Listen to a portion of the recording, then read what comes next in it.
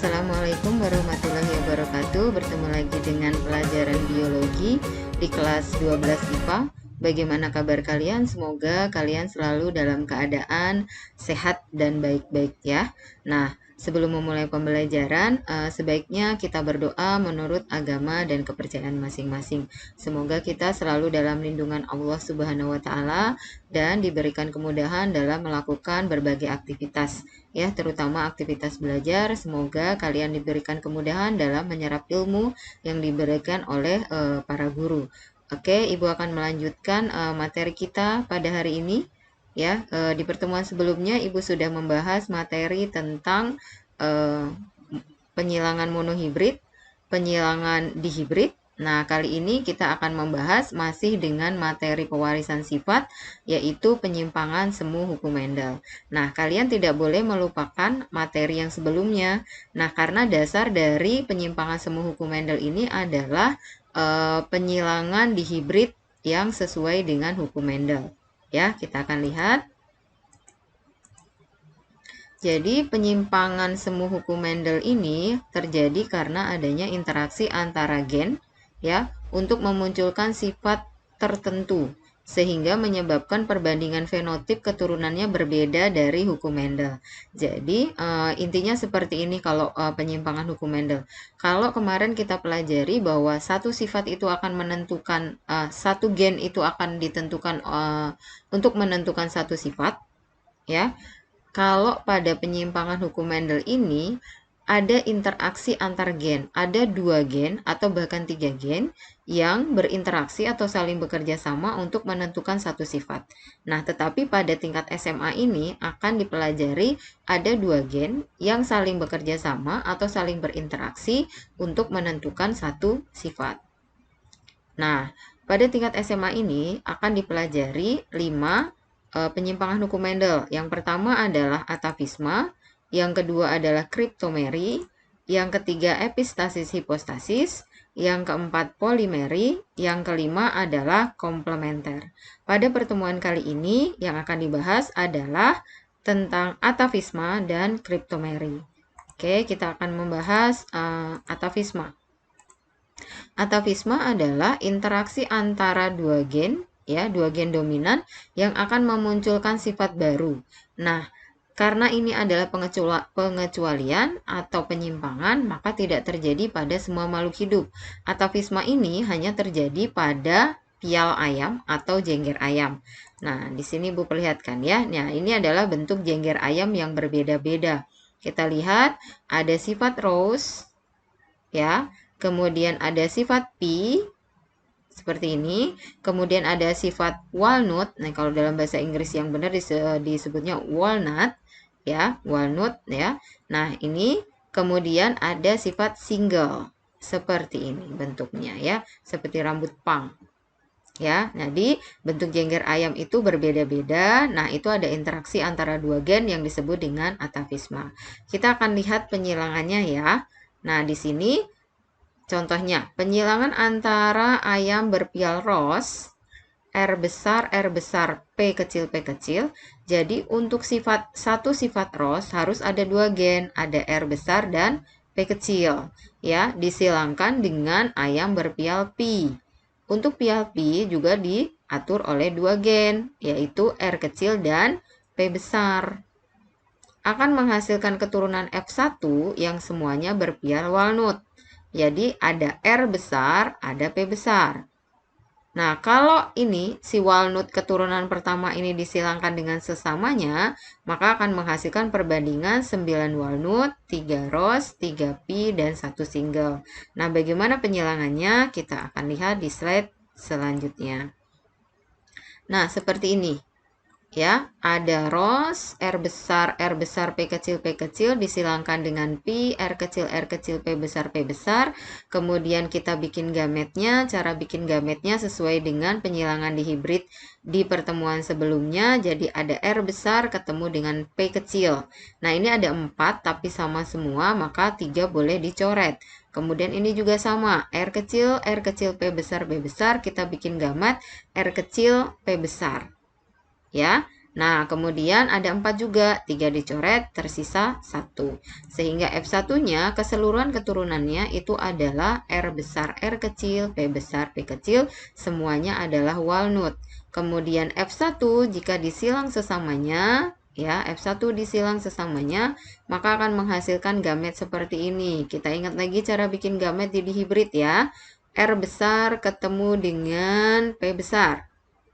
R besar ketemu dengan P besar, R kecil ketemu dengan R besar ketemu dengan P kecil, R kecil ketemu dengan P besar, R kecil ketemu dengan P kecil. Ada 4, di sini tidak ada yang sama, jadi tidak boleh ada yang dicoret. Ini juga sama, ya. Oke, kemudian kalian bikin tabel. Oke, bikin tabel juga sama. Kemudian setelah itu kalian tentukan yang ada R besar P besar itu pasti walnut, ada 9, 1 2 3 4 5 6 7 8 9, semuanya yang berwarna merah. Kemudian ada rose itu berarti R-nya besar, P-nya kecil.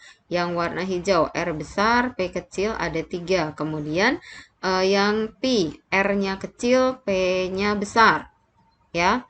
Kemudian yang single R kecil P kecil.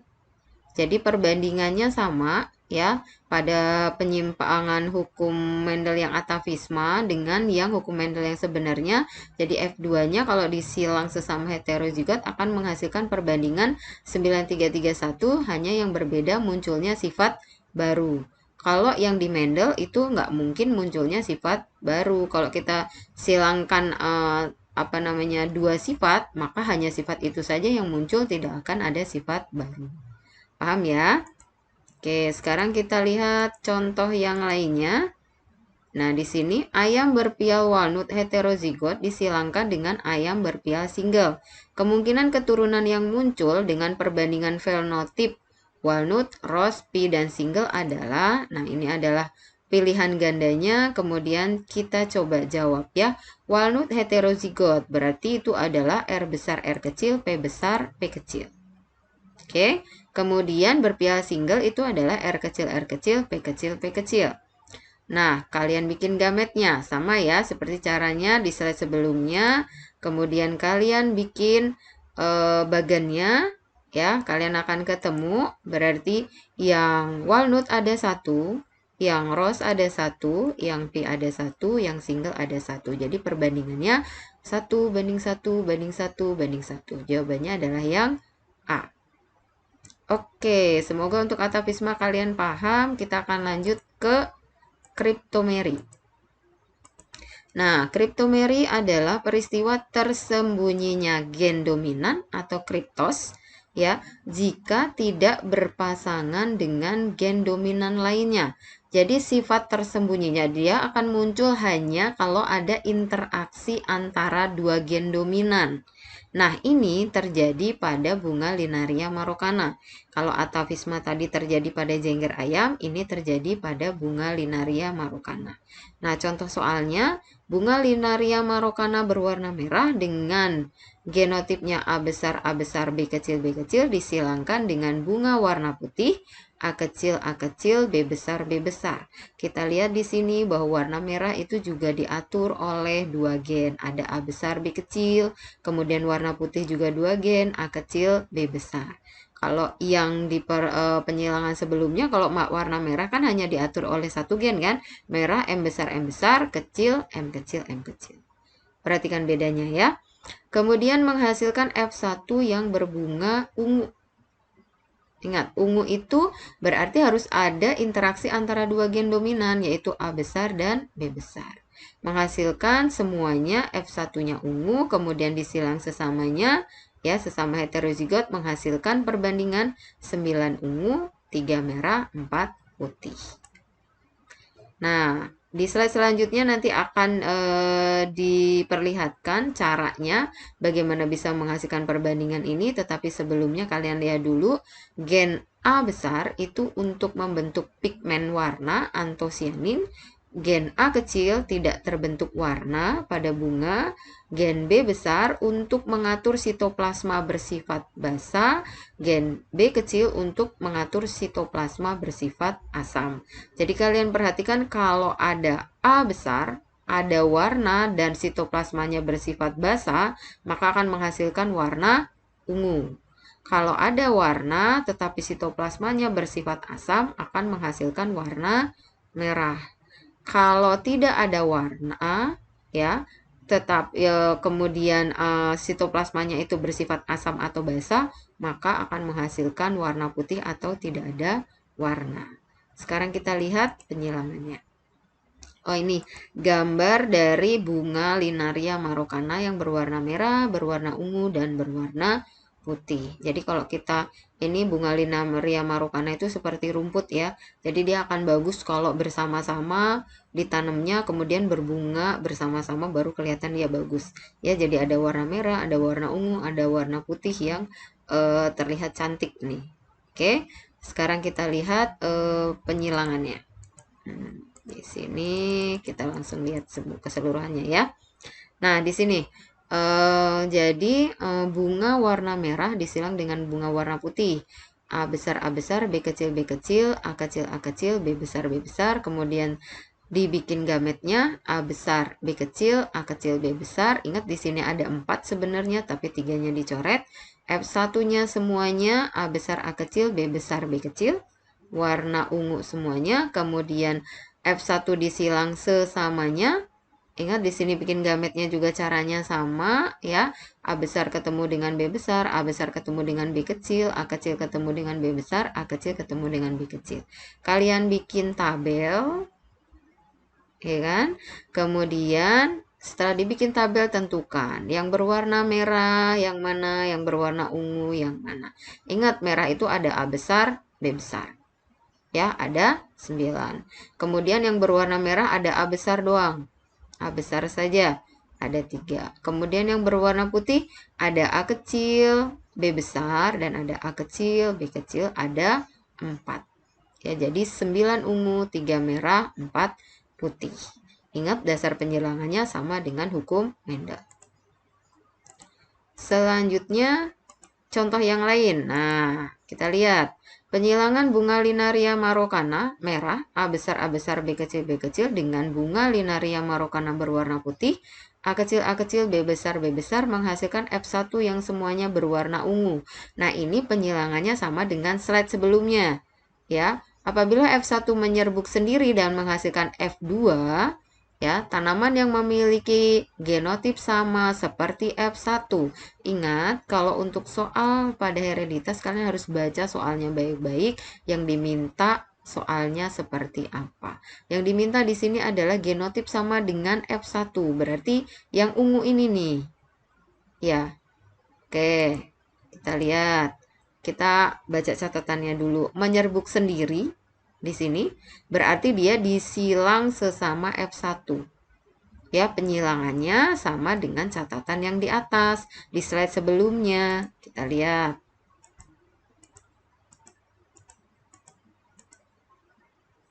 Nah, penyilangannya sama seperti yang di atas. Ingat di sini F1-nya.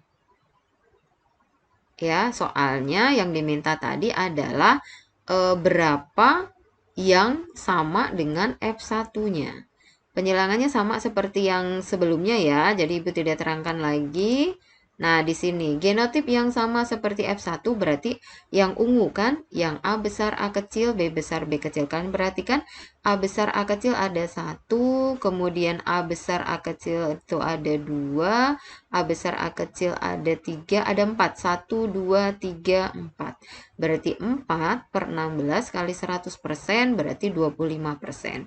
Coba kita kembali lagi ke soal sebelumnya. Nah, di sini ya, berarti jawabannya adalah 25% yang memiliki genotip sama dengan F1. Ya, jawabannya 25%. Oke ya, semoga kalian paham. Ingat kalau belum paham, Ya, kalian boleh tanya melalui chat yang ada di WA grup boleh, di WA Japri juga boleh, di chat yang ada di e-learning juga boleh, mau kalian pakai video call juga boleh. Ya, jadi Ibu selalu memberikan kesempatan untuk bertanya supaya kalian lebih paham dan mengajarkan kalian untuk berpikir kritis dan berani bertanya. Oke, Ibu selalu juga mengingatkan bahwa kita masih dalam masa pandemi. Lindungi diri dan orang di sekitarmu dengan mentaati protokol kesehatan 5M. Ingat 5M itu apa? 5M itu dengan memakai masker, menjaga jarak, ya, meminimalisasi mobilitas, kemudian mencuci tangan dengan sabun, kemudian tidak berkumpul, ya, tidak selalu menjaga jarak. Nah, demikianlah materi kita pada pagi hari ini, ya. Semoga kalian selalu sehat. Ya, Ibu akhiri. Wassalamualaikum warahmatullahi wabarakatuh.